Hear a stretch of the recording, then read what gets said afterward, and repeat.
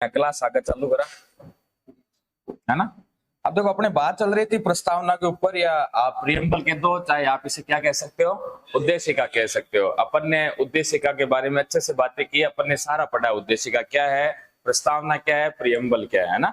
तो अपन ने याद की थी आपने, हाँ कौन सुनाई आवाज, हाँ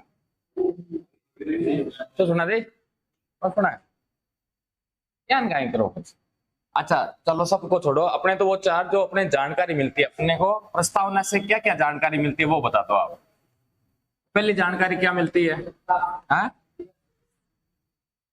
क्या मिलती है, पहली हमें जानकारी मिलती है वो किसकी मिलती है, शक्ति के अथवा सत्ता के स्रोत की जानकारी मिलती है कि शक्ति अथवा सत्ता का स्रोत क्या है। तो क्या है भाई, अपने प्रस्तावना के अनुसार सत्ता का स्रोत क्या है, अगर ये पूछ लिया जाए तो हम भारत के लोग, अगर प्रस्तावना में देखा जाए तो हम भारत के लोगों में ये, हम भारत के लोग, इनके अंदर पूरी की पूरी शक्ति अथवा सत्ता प्रदर्शित की गई है। अच्छा किस प्रकार इनमें पूरी सत्ता और शक्ति प्रदर्शित की गई है, तो मैंने आपको एक ढांचा समझाया था। अपने जो भारत के अंदर है ना, आपको पूछा जाए ना भारत में कौन सी शासन व्यवस्था है, तो आप बताना कि भारत में कैसी शासन व्यवस्था है, संसदीय शासन व्यवस्था है।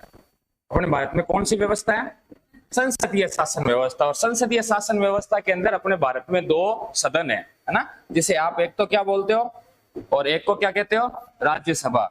और आपको भी वर्तमान में पता है तो लोकसभा में कितने सदस्य हैं और राज्यसभा में कितने हैं, 243 है ना।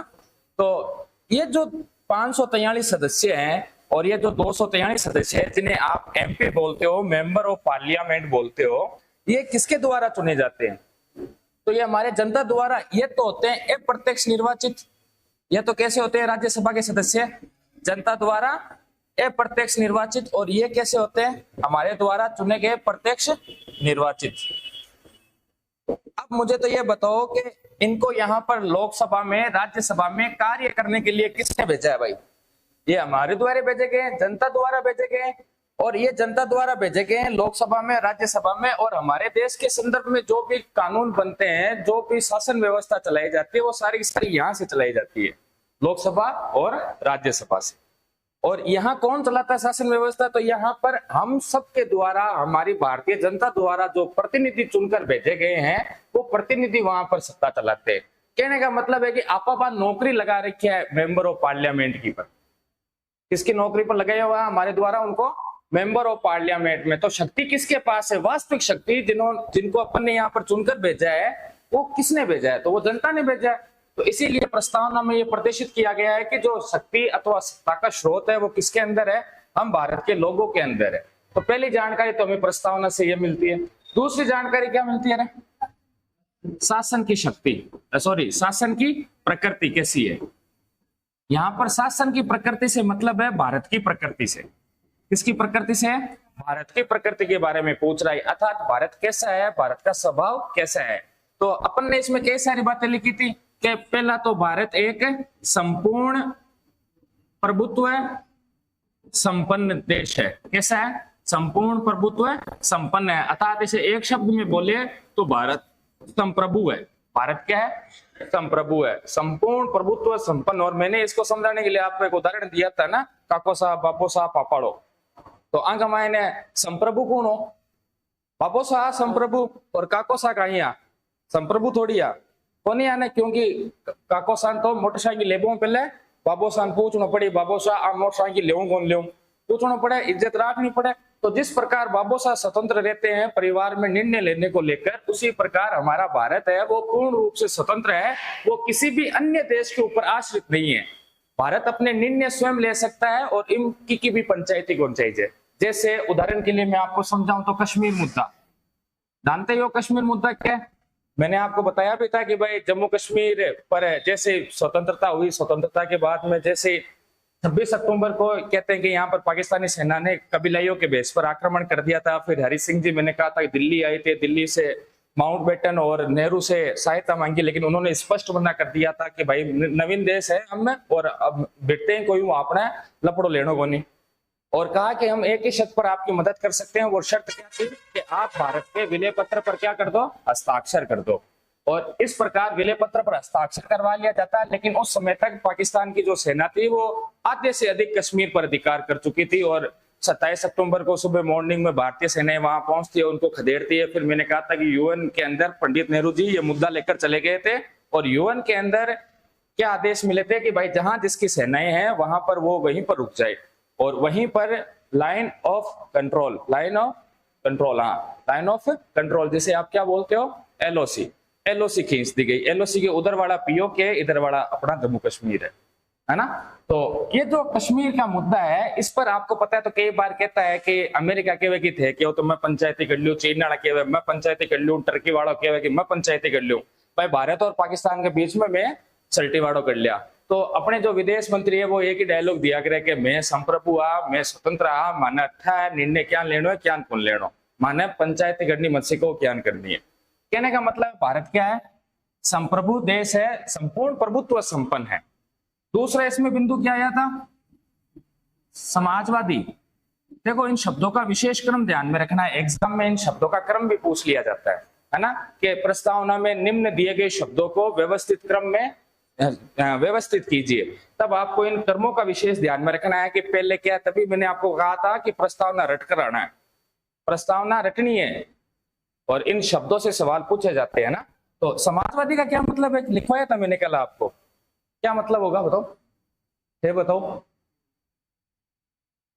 हाँ तो देखकर तो बोल लियो, देखकर बोल लियो, आपने दिक्कत के टाइम आप बताओ थे पढ़ तो शो देखकर बोल शो तो भी ताकि रिवीजन तो ऐसे दो बार मैं बार बोलते शो था कि एक कानो सुनो एक कानो काट दो यार बोलिया रहा क्या मतलब बोले प्रैक्टिस था मैं क्यों खाना का लालच दियो 50 रुपया को मैं क्या टेस्ट लेशा तो ऊपर ने 50 रुपया और देशा कहीं वो बता समाजवाद पढ़ सुना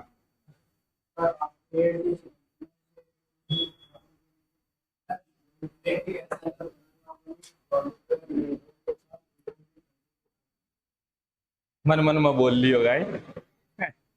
तो एक ऐसी संरचना से जिसमें क्या होना चाहिए, हाँ भाई जो अपने साधन है, जो हमारे संसाधन है, जो हमें प्रकृति के द्वारा हमें भारत की सीमा के अंदर जो हमें संसाधन प्राप्त हो रहे हैं, उन संसाधनों को समाज के पिछड़े वर्ग की जो समूह है, पिछड़ा वर्ग, उसकी भी अंतिम पंक्ति तक वो संसाधन पहुंचाने, उसी को क्या कहते हैं, समाजवाद। यानी आप होने के कुछ पिछड़ा लोग है जगह एक होकर बैठ जावे, है ना, नहीं तो वे चीजें महंगी हो जैसी, जैसे अभी मान लो कि अभी जैसे आपने देखा होगा जीरा, जीरा का देखा, जीरा तो चलो अकाल पड़ा हुआ था दक्षिण अमेरिका के अंदर तब जाकर महंगा हुआ, लेकिन अगर मान लो यहाँ पर जीरा जितनी भी फसल है जीरे की वो कोई व्यापारी है वो इकट्ठी कर रख ले, इकट्ठी कर रख ली वो, और मार्केट में वो एक ही बोरी बेच रही हो नहीं, इकट्ठी कर रखी, भाव बढ़ना चालू या क्योंकि सामान मार्केट में कम है और कम हुआ है, डिमांड हुआ है, तो बिकी रेट अपने आप कहीं हुआ है, ग्रोथ हुआ करे, इकोनॉमिक्स का है ना, तो बिकी रेट अपने आप कहीं होगा लाग जैसी बढ़वा लाग जैसी, और धीरे धीरे बढ़ती हुआ मान लो जो को जीरो ताकि सस्तो हो वो बार हमारे साथ 10-12 हजार चलेगी, नहीं 70,000 80,000 चलेगी, वो 700-800 रुपया किलो होगा, जो 200-250 रुपया किलो आता नहीं जीरो, जो 800 रुपया चलेगी। अब मान लो इसी प्रकार ये अगर कोई इकट्ठा कर और उस जीरे की रेट को और हाई कर दे, मान लो जीरो जो 200 है वो 800 हो गया, तब जाकर वो बेचे, तो कमाई तो वो एक लोग कर रही है, जो संसाधन है उन संसाधनों पर वो अपना स्वामित्व कर चुका है, तो अगर वो ऐसा करता है तो वो गैर कानूनी है, वो कर ही नहीं सकता। लेकिन सरकार ने अभी हाल ही में अपने जो नए कृषि बिल आए थे ना, उनमें ये स्टोरेज करने का ठेका दिया गया था इनको, कि कोई भी पब्लिक व्यक्ति, चाहे आप हो चाहे मैं हो, हम क्या कर सकते हैं, अनाज का स्टोर कर सकते हैं, और अगर ऐसे स्टोर कर लिया जाएगा तो मार्केट में क्या हो जाएगी, उस वस्तु की कमी हो जाएगी, और कमी हो जाएगी तो सीधी सी बात है कि ठगमा का साथ जगह गरीब है वहां के लिए वह वस्तु खरीदनी थोड़ी सी मुश्किल हो जाती। अपन पता अपना अन्य सामान जगह दिनचर्या का मैंने खरीदा कहीं करनी पड़ी, कमी करनी पड़ी, जैसे गेहूं है, यूक्रेन में और रशिया में युद्ध शुरू हुआ था 1.5 साल पहले, तो गेहूं की जो मांग थी वो अपने आप ही एक्स्ट्रा होने लग गई विश्व के अंदर। ये अपने भारतीय अर्थव्यवस्था से फर्क नहीं पड़ता। अब क्या है कि ग्लोबलाइजेशन है, ग्लोबलाइजेशन का मतलब समझते हो पूरी दुनिया एक गांव है, वो आपस में जुड़े हुए हैं। अगर जैसे अभी इजराइल और आपके फिलिस्तीन का युद्ध शुरू हुआ, चांदी सोना 3-4 रुपए टूटे हुए थे, जो 5-6 हजार रुपया बढ़ गया अपने आप। क्यों? ये सारी की सारी परिस्थितियां मायने रखती है हर वस्तु के ऊपर। तो अगर इन वस्तुओं को अगर सरकार अपने स्वामित्व में रखकर पिछड़े हुए वर्ग के पीछे खड़े व्यक्ति तक अगर पहुंचाती है तो वो क्या है, वो समाजवाद। समझे बात? अच्छा, फिर कौन सा शब्द था? पंथ निरपेक्षता या पंथ निरपेक्ष। प्रस्तावना में तो क्या लिखा हुआ है? पंथ निरपेक्ष, लेकिन इसे दूसरे शब्दों में हम क्या कह सकते हैं वर्तमान राजनीति को देखते हुए? धर्म निरपेक्ष। कहना क्या चाह रहा है कि भारत कैसा है? पंथ निरपेक्ष है। भारत एक धर्म निरपेक्ष देश है। और धर्म निरपेक्ष का मतलब है, निरपेक्ष का मतलब होता है किसी के भी सापेक्ष नहीं, जो सभी धर्म है वो भारत की नजर में सभी समान है, चाहे हिंदू हो, चाहे मुस्लिम हो, चाहे सिख हो, ईसाई हो, जैन हो, बौद्ध हो, वो सब इक्वल है। और भारत है वो इन सभी को समान संरक्षण प्रदान करता है। आप कि तू हमारा खास है, तू जाता है, तो भैया बाहर निकलवान, ऐसे कोई प्रावधान नहीं है। समझ में आई बात? भारत के लिए सभी धर्म समान है। भारत एक पंथ निरपेक्ष देश है। और आपको नहीं पता है तो बता दूं कि हमारे संविधान के भाग 3 जिसे आप मौलिक अधिकार कहते हो, उसके अनुच्छेद 25 से लेकर 28 के बीच में प्रत्येक संप्रदाय को धार्मिक स्वतंत्रता दी गई है ना? उसे अपने धर्म को मानने की सारी की सारी स्वतंत्रताएं हैं 25 से 28। वो अपन आगे पढ़ेंगे मूल अधिकार जब पढ़ेंगे। अभी तो आप इतना ध्यान में रखो, प्रस्तावना में हमें कैसा देश बताया गया है? धर्म निरपेक्ष अथवा पंथ निरपेक्ष बताया गया। और पंथ निरपेक्ष के बाद में हमारा देश कैसा है? लोकतंत्रात्मक गणराज्य है। क्या है? लोकतंत्रात्मक गणराज्य है। गणराज्य भी दो प्रकार के होते हैं, एक तो होता है वंशानुगत गणराज्य और एक होता है लोकतंत्रात्मक गणराज्य। वंशानुगत गणराज्य का तो मतलब है जैसे ब्रिटेन में चलता है। गणतंत्र का या गणराज्य का मतलब मैंने आपको बताया था कि वह देश जिसका जो राष्ट्र अध्यक्ष है, जो राष्ट्र का प्रमुख है अथवा जो राष्ट्रपति है, वो जनता द्वारा निर्वाचित ना हो, अर्थात जो सम्राट, जैसे ब्रिटेन का सम्राट वर्तमान में है, उसी का बेटा है वो अगला सम्राट बनेगा, फिर उसी का बेटा अगला सम्राट बनेगा। ये प्रथा है वहां पर, यानी वहां का राष्ट्रपति वही है, सम्राट ही। और अपने भारत में क्या सिस्टम है?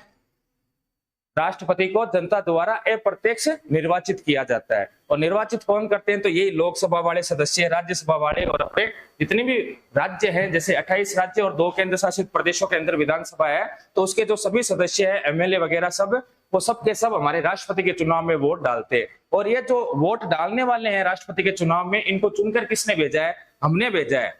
लेकिन हम सीधा वोट नहीं डालते, इसलिए वो प्रत्यक्ष नहीं है। ये कैसा चुनाव हो जाता है हमारे राष्ट्रपति का?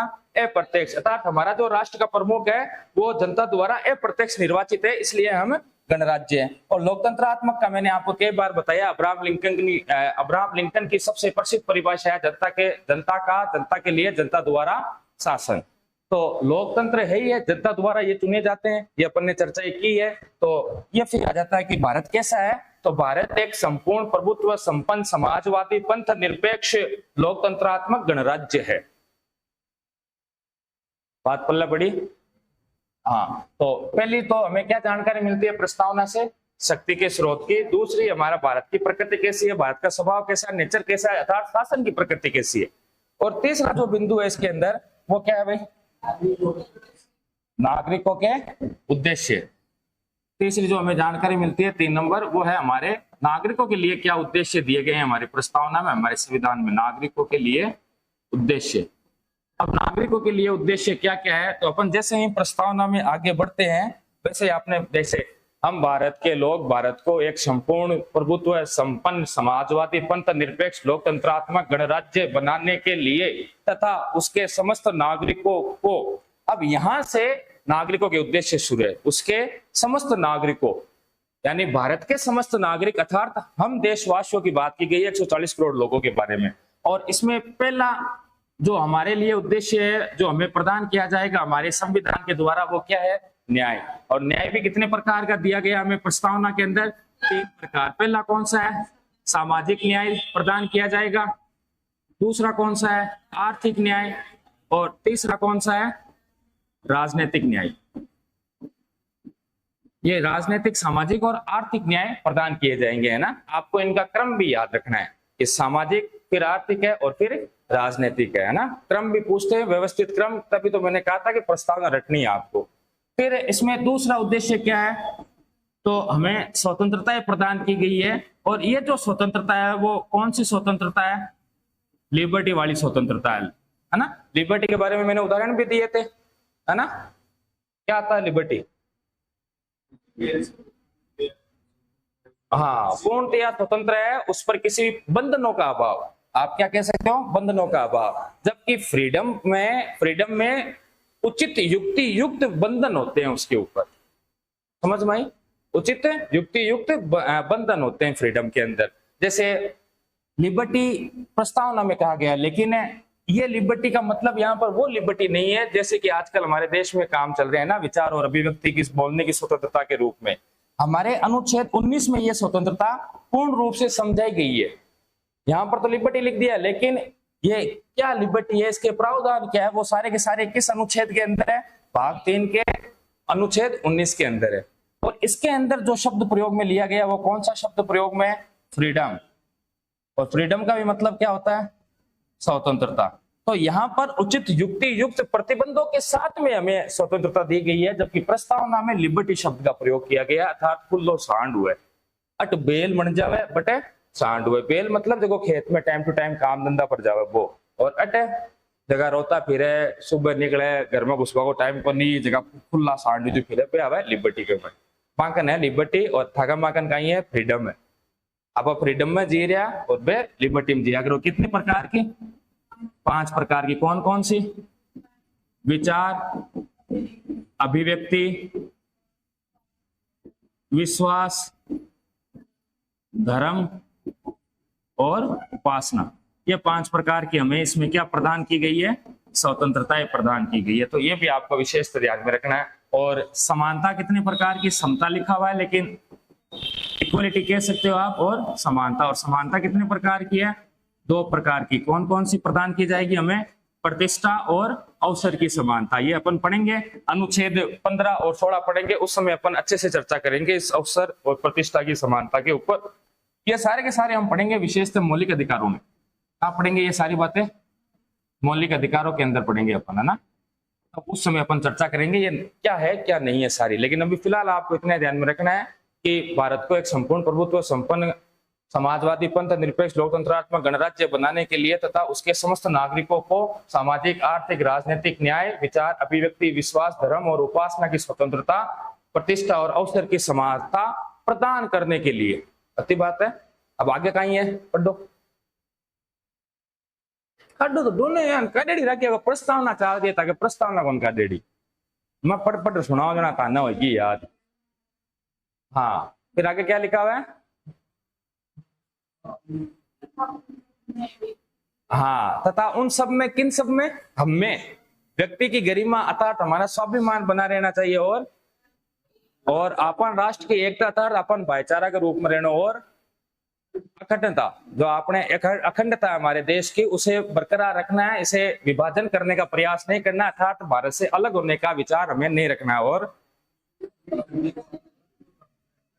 बंधुता भाईचारा चाहिए। जब ऊपरली बात आएगी पचे दृढ़ संकल्प होकर। अब हमें यहाँ से चौथा जो उद्देश्य क्या जानकारी मिलती है वो अपने को ध्यान में रखना है ना। अब 4 नंबर जो हमें जानकारी मिलती है वो किसकी मिलती है, हमें संविधान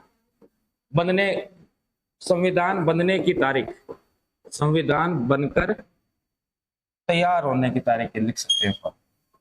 संविधान बनकर अथवा पारित होना, बनकर तैयार होने की तिथि, तैयार होने की तिथि। और वो क्या है, आज दृढ़ संकल्प होकर,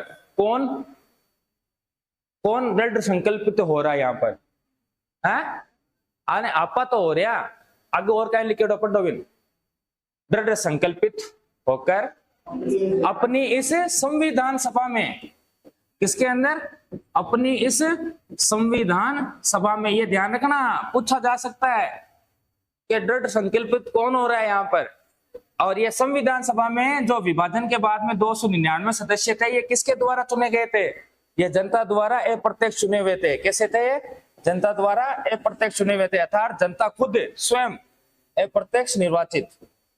फिर आगे क्या लिखा हुआ है, अपनी इस संविधान सभा में आज तारीख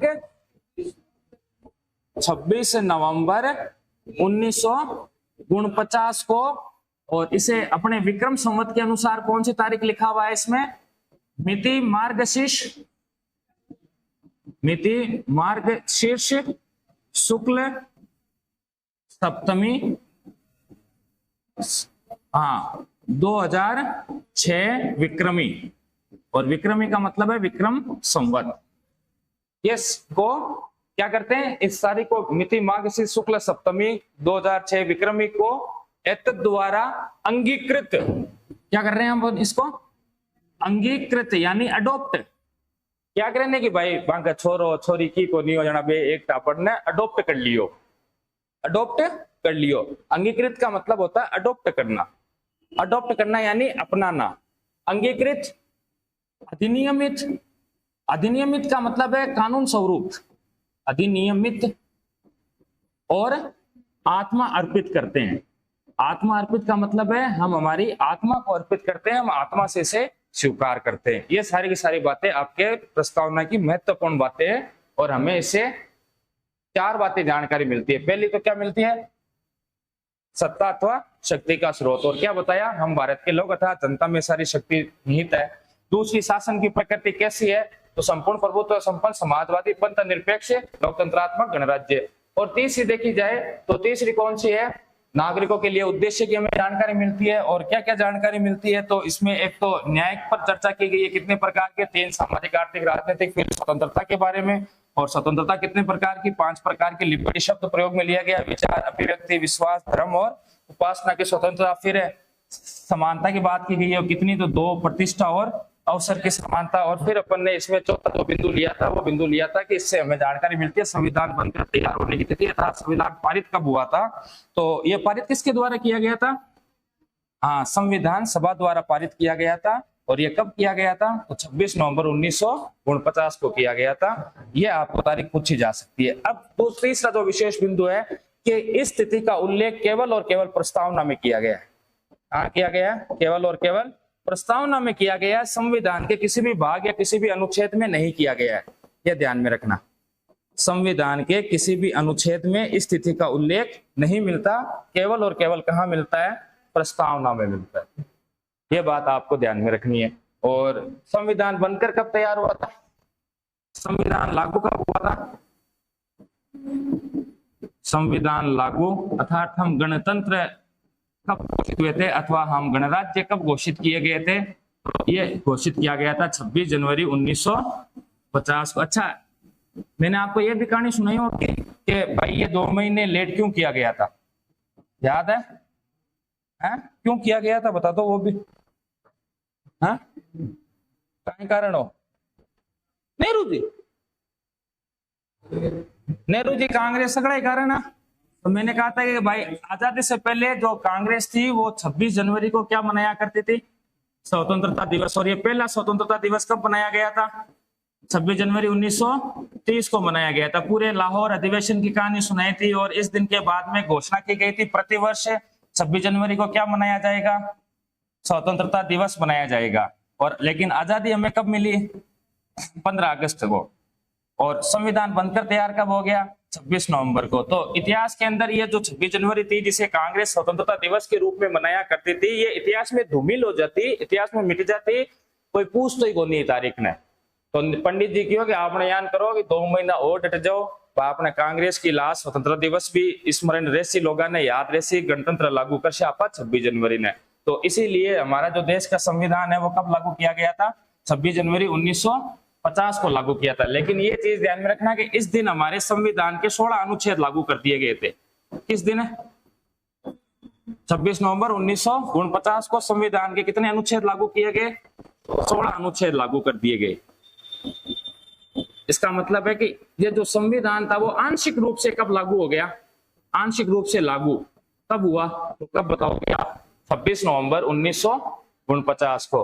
अब कौन से अनुच्छेद लागू हुए, तो जैसे अनुच्छेद के बारे में चर्चा करें तो जैसे नागरिकता, भाग 2 में अपने नागरिकता का उल्लेख किया गया है, अनुच्छेद 5 से 11 तक। तो ये वाले जो अनुच्छेद थे वो इस दिन से लागू हो गए, इस दिन से हमें नागरिकता प्रदान कर दी गई।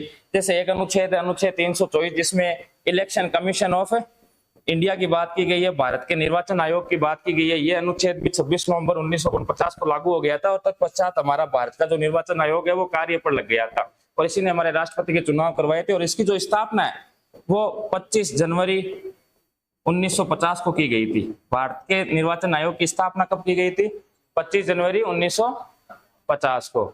इसीलिए ध्यान में रखना 25 जनवरी को एक दिवस मनाया जाता है। कौन सा दिवस होता है पता करके आना, कल के लिए आपका सवाल है। हाँ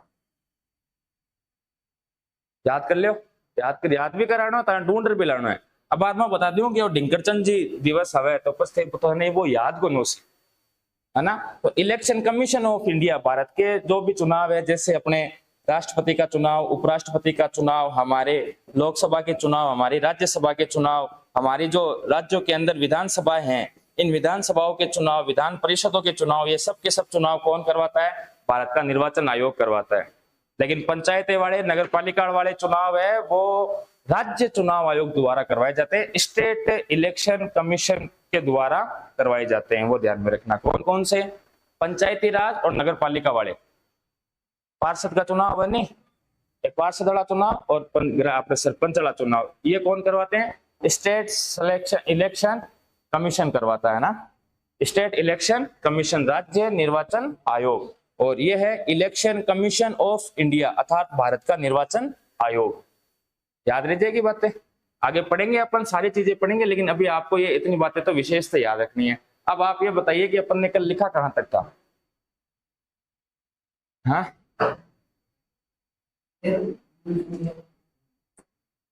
क्यों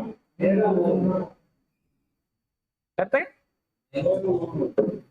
नेहरू नून, अच्छा नेहरू नून समझौता चल रहा था कि अपने? चलो आगे और बढ़ो। अच्छा, इस प्रस्तावना के बाद में, ये सब लिखने के बाद में क्या लिखा था अपन ने? इतना कुछ लिखने के बाद, ये चारों पॉइंट लिखने के बाद क्या लिखा था कि प्रस्तावना है वो हमारे संविधान का कैसा भाग है? दार्शनिक भाग है। हमारे संविधान का कैसा भाग है? दार्शनिक भाग। देखो एग्जाम में पूछा जा सकता है कि हमारे संविधान के दार्शनिक भाग कौन कौन से हैं? तो दो दार्शनिक भाग है। एक तो अपना दार्शनिक भाग कौन सा है? प्रस्तावना। और दूसरा जो दार्शनिक भाग है वो है डीपीएसपी। डीपीएसपी का मतलब क्या हो गया? Direct principle of state policy, अर्थात राज्य के नीति निर्देशक तत्व। दूसरा दार्शनिक भाग कौन सा है? राज्य के नीति निर्देशक तत्व, direct principle of state policy. और ये संविधान के किस भाग में उल्लेखित है? भाग 4 में। कहां से कहां तक? तो अनुच्छेद 36 से 51 तक। अपन यहाँ पढ़ेंगे तब आप कहोगे कि सर जी अगली बात लागू हुएगी। बिल्कुल, ऐसी कई सारी बातें हैं जो अपने वर्तमान संविधान के अंदर लागू कर दी गई है। कई प्रावधान ऐसे हैं जो इनमें लिखे हुए हैं वो लागू कर दिए गए हैं ना। तो हमारे दार्शनिक भाग कौन से हैं? तो प्रस्तावना और डीपीएसपी। दार्शनिक भाग का क्या मतलब होता है? तो वो बातें जो कहने में अच्छी लगती है, सुनने में अच्छी लगती है, लेकिन करबा में जब खुद पर लागू हुआ तो बढ़िया को लागेगा, वो बातें हैं वो दार्शनिक बातें कहलाती है ना।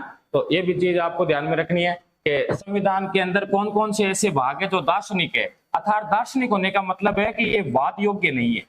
कैसे नहीं है? ये वाद योग्य नहीं है, यह न्यायालय द्वारा, किसके द्वारा? न्यायालय द्वारा परिवर्तनीय नहीं है। एक ही बात है, वाद योग्य नहीं है अथवा परिवर्तनीय नहीं है, दोनों में से कोई भी शब्द है, याद रखना है।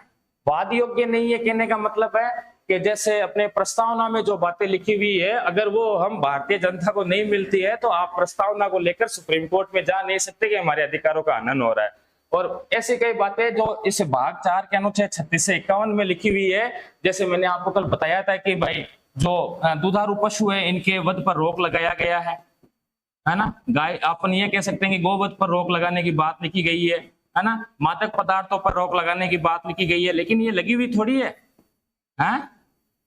नहीं लगी हुई है, कहीं पर भी नहीं लगी हुई है, सगड़ो सिस्टम बराबर चल रहा है।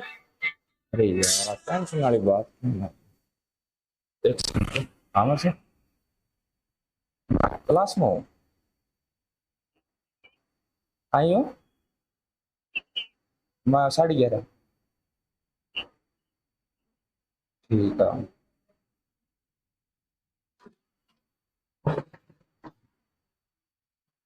मामा जी की है तबीयत खराब, प्रोग्राम लंबा हो सका। तो वाद योग्य नहीं है अर्थात न्यायालय द्वारा ये परिवर्तनीय नहीं है, अर्थात आप न्यायालय में जाकर आप ये नहीं कह सकते कि सरकार हमारे अधिकारों का हनन कर रहे हैं जो हमारे संविधान में लिखे गए हैं। संविधान के भाग 3 में, कौन से भाग में? भाग 3 में, अर्थात हमारा जो भाग 3 है जिसे आप फंडामेंटल राइट बोलते हो, क्या बोलते हो? फंडामेंटल राइट, जिसे हिंदी में क्या कहा जाता है, मूल अधिकार। अगर इस भाग में दिए गए अगर किसी भी अधिकार का हनन होता है तो आप कहां जा सकते हो, आप सुप्रीम कोर्ट में जा सकते हो। कहां जा सकते हो, सुप्रीम कोर्ट। और सुप्रीम कोर्ट आपको न्याय प्रदान करेगा, इस बात की गारंटी खुद सुप्रीम कोर्ट देता है कि अगर आपके इन अधिकारों का हनन होता है तो, है ना। इसमें हम पढ़ेंगे ये मूल अधिकार क्या है, जिसे आप मौलिक अधिकार भी कहते हो, सारी बातें अपन इस पर अच्छे से डिटेल से आगे पढ़ेंगे, भाग 3 में पढ़ेंगे। अभी तो अपने प्रस्तावना चल रही है ना, तो ये कैसे नहीं है, वाद योग्य नहीं है, ये न्यायालय द्वारा परिवर्तनीय नहीं है। याद रह जाएगी बात, कौन कौन नहीं है, तो एक प्रस्तावना नहीं है और एक डीपीएस भी नहीं है, ये वाद योग्य नहीं है। दिमाग में डाल लेना बात कि प्रस्तावना और डीपीएस भी क्या नहीं है, वाद योग्य नहीं है। हम न्यायालय में नहीं जा सकते इनका हनन होने पर, समझ में आएगी बात। और किनका हनन होने पर हम न्यायालय जा सकते हैं, मूल अधिकारों का, अर्थात भाग 3 में अनुच्छेद 12 से 35 तक हमें जो अधिकार दिए गए, जनता के अधिकार, हमारे क्या अधिकार है देश में रहने के, हम क्या क्या कर सकते हैं, वो मूल अधिकार है। यहाँ पर फंडामेंटल राइट बोलते हैं इनको ना। फिर क्या लिखा था अपन ने आगे,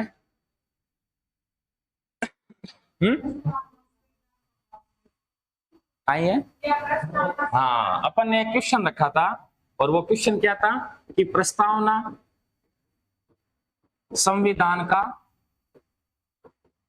भाग है या नहीं, ये क्वेश्चन अपने था सामने। और इस पर अपन ने कहा था कि इस पर 3 मामले हमारे लिए महत्वपूर्ण है, जो भारतीय इतिहास के अंदर महत्वपूर्ण स्थान रखते हैं और हमारे एग्जाम की दृष्टि से भी बहुत महत्वपूर्ण है, एग्जाम में कई बार पूछे गए, है ना। तो इसमें पहला मुकदमा तो अपन ने मामला पढ़ा था, वो कौन सा था, बेरूबाड़ी मुकदमा या बेरूबाड़ी वर्सेज भारत संघ मामला, भारत संघ मामला। और इसकी जो निर्णय लिया गया था वो कब लिया गया था, 1960 में लिया गया था। दूसरा जो मामला था वो कौन सा था, केशवानंद भारती मामला, केशवानंद भारती वर्सेज केरल राज्य मामला, और ये इसका निर्णय कब आया था, 1973 में। और तीसरा जो महत्वपूर्ण था वो था LIC वर्सेज भारत संघ, और ये इसकी सुनवाई कब हुई थी, 1995 में हुई थी। ये तीनों अपने लिए महत्वपूर्ण है, तीनों के तीनों मामले, है ना। कौन कौन से, बेरूबाड़ी वर्सेज भारत संघ, केशवानंद भारती बनाम केरल राज्य और LIC बनाम भारत संघ। ये आपको सबसे पहले तो इनके नाम याद रखने और फिर आपको इनकी ये तारीखें ध्यान में रखनी है, कब कब इन पर निर्णय आया था, है ना। और ये केशवानंद भारती तो वेरी वेरी इंपॉर्टेंट है, एग्जाम में कई बार पूछा गया।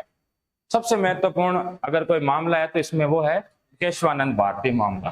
अब देखो, सबसे पहले अपन ने कल बेरूबाड़ी मामले पर चर्चा की थी। क्या था बेरूबाड़ी मामला रे,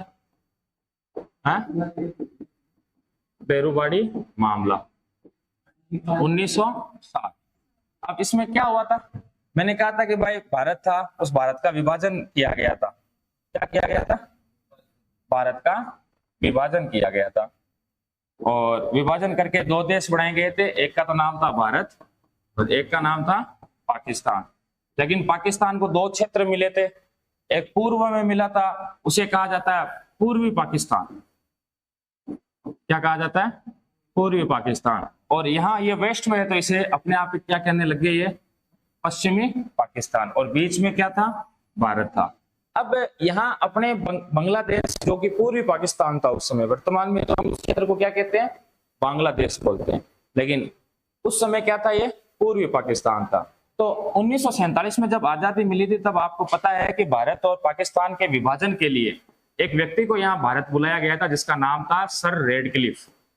क्या नाम था, सर रेडक्लिफ। और सर रेडक्लिफ के पास मात्र 10-15 दिन थे, उस 10-15 दिन में इसका विभाजन करना था। और इन्होंने विशेषतः पंजाब और बंगाल का विभाजन किया था। किसका विभाजन किया था, पंजाब और बंगाल, क्योंकि इन्हीं 2 क्षेत्रों का बंटवारा हुआ था। और ये बंटवारा कैसे किया गया था, तो उस समय इन्होंने थाने से थाने लाइन मिलाई थी मैप के ऊपर। 5-10 दिन में तो घूमी जाएगी नहीं था क्षेत्र कमाए, तो इन्होंने मानचित्र रखा पूरे भारत का, और थाना यानी पहले जो थाने थे ना, पुलिस थाने, उनको एक दूसरा पुलिस थाना मिला तो अन्य कर दियो। अब इस दौरान क्या हुआ कि यहाँ पश्चिम बंगाल के जलपाईगुड़ी जिले के अंदर एक गांव था, उस गांव का नाम क्या था, बेरूबाड़ी गांव।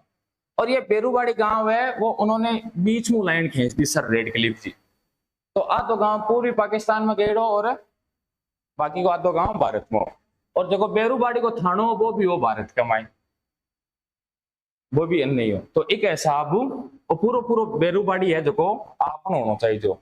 लेकिन पाकिस्तान ने मौका मिल गया रेड क्लिफ की यहाँ गलतियां के कारण, तो पाकिस्तान ने अपना दावा ठोक दिया यहाँ पर सारा का सारा। और फिर क्या हुआ कि हमारे प्रधानमंत्री थे जिनका नाम था पंडित जवाहरलाल नेहरू, और पाकिस्तान के प्रधानमंत्री थे नून, पूरा नाम थे, खुद ढूंढ लीजिए ना। और इन दो के बीच में एक समझौता होता है। कब हुआ था? तो यह समझौता हुआ था 10 सितंबर 1958 को। और इस समझौते के तहत ये जो बेरूबाड़ी क्षेत्र था, ये बेरूबाड़ी क्षेत्र किसे दे दिया गया? पाकिस्तान को दे दिया गया। किसे दे दिया गया? ये जो आधा बेरूबाड़ी क्षेत्र था वो पाकिस्तान को दे दिया गया। और यही बात मुकदमे के रूप में अपने सुप्रीम कोर्ट अर्थात सर्वोच्च न्यायालय में चला था ये मामला। क्या सरकार के पास ऐसे अधिकार है जो साधारण कानून बनाकर हमारे देश के एक अंग को दूसरे देश को दे दे?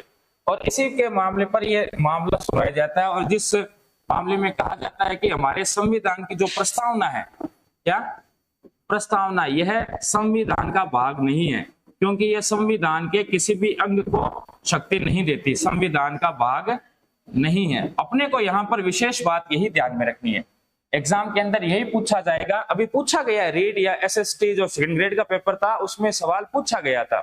सवाल क्या पूछा कि निम्न में से किस मामले में यह कहा गया था कि प्रस्तावना है वो संविधान का भाग नहीं है? और ऑप्शन में थे यही बेरूबाड़ी, केशवानंद, गोलकनाथ, LIC मामला। तो क्या करोगे अब ऐसे क्वेश्चन के अंदर आप? ये बेरूबाड़ी जो मुकदमा है हमारे, यही इस मामले में सही होगा, क्योंकि इसी मामले में केवल और केवल इसी मामले में कहा था कि प्रस्तावना है वो किसका भाग नहीं है? संविधान का भाग नहीं है। तो ये आपको ध्यान में रखना है। अच्छा, थोड़ी बात ये भी ध्यान में रखो तो रख लेना, पंडित नेहरू नून समझौता इसे कहा जाता है। कब हुआ था? 10 सितंबर 1958 को हुआ था। और इसके तहत बेरूबाड़ी का जो आधा क्षेत्र था वो किसे दे दिया गया था? पूर्वी पाकिस्तान को दे दिया गया था, जो कि वर्तमान में बांग्लादेश के अंदर है ना। बांग्लादेश 1971 में बना था। तो वो भी बातें अपन आगे पढ़ेंगे। अभी फिलहाल ये इतने, आपको तो इतना ध्यान में रखना है, बेरूबाड़ी मामला 1960, इसमें प्रस्तावना को संविधान का भाग नहीं माना। भाई प्रस्तावना क्या है? तो संविधान की आत्मा एक प्रकार, आगे अपन चर्चा करेंगे, उपनाम पढ़ेंगे। प्रस्तावना क्या है? संविधान की आत्मा। जैसे ये अपना शरीर है, इसमें जो आत्मा है जगह देर लपड़ी चला रही है, अगर आप निकल जाए जना पति शरीर को, कोई मतलब को नहीं, आपा काइन लगा दिया, अगर तोड़ी लगा दिया, लागे कौन लागे? लागे। तो उसी प्रकार प्रस्तावना है वो संविधान का अभिन्न अंग है। ये बात कही गई थी इन दो मामलों में, केशवानंद और LIC मामला। ये आपको ध्यान रखना विशेष थे। और अब अगली जो हमारी चर्चा है वो किसके बारे में है? केशवानंद भारती।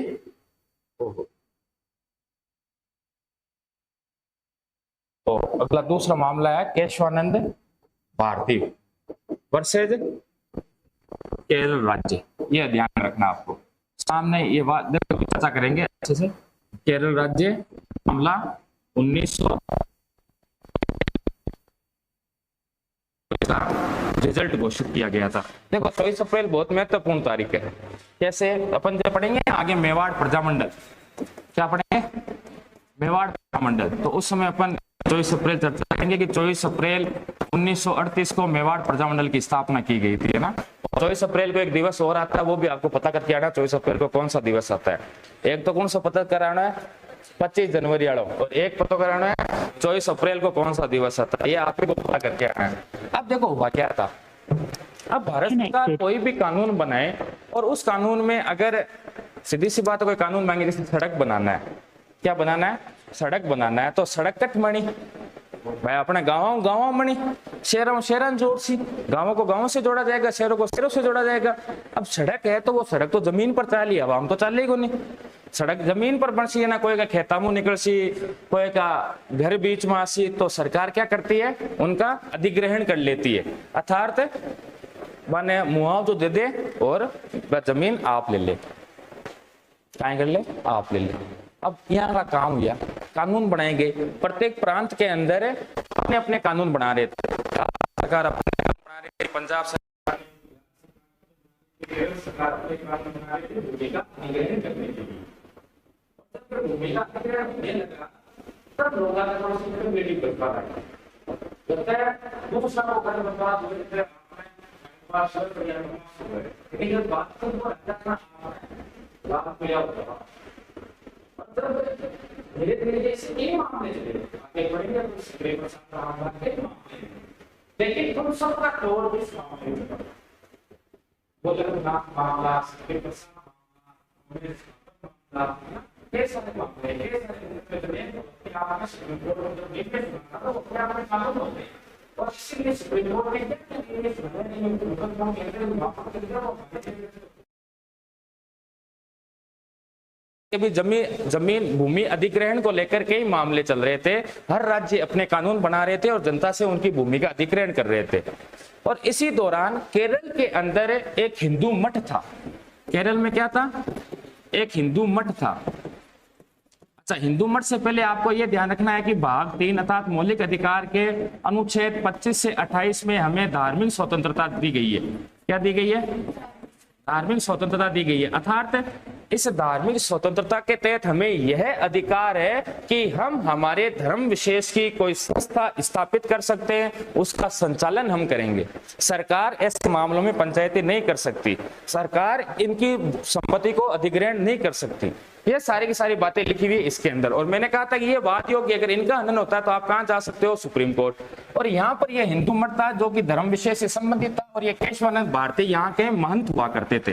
क्या थे ये? महंत थे। और जब इनकी जमीन छीनी गई तब ये मुकदमा लड़ने गए और इन्होंने भारत केरल राज्य तो एक नाम था, जबकि वास्तव में यह मुकदमा था भारत संघ के मामले में, क्योंकि भारत संघ को श्रेय दृढ़ हुआ देखियो तो बढ़ाओ अपने देश को विकास पर ध्यान दो।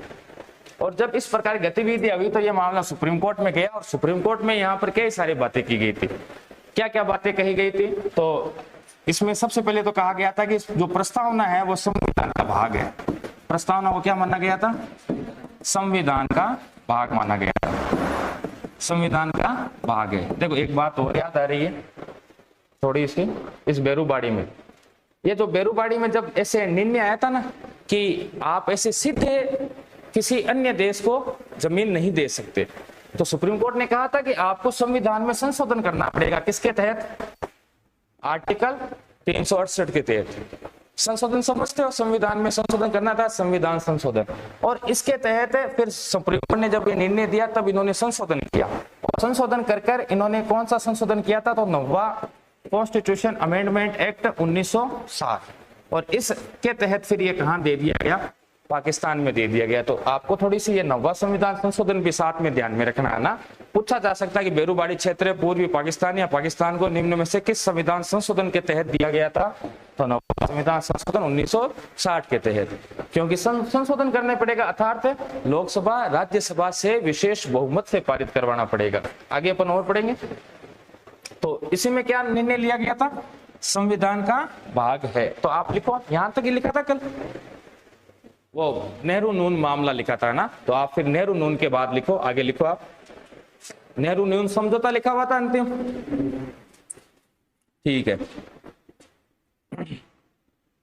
नीचे लिखो। एक बार वो बेरूबाड़ी मामला पूरा लिख ली होगी। संविधान में प्रस्तावना को भाग नहीं माना है, हाँ पूरा लिख लियो। चलो फिर नीचे लिखो। इस मामले में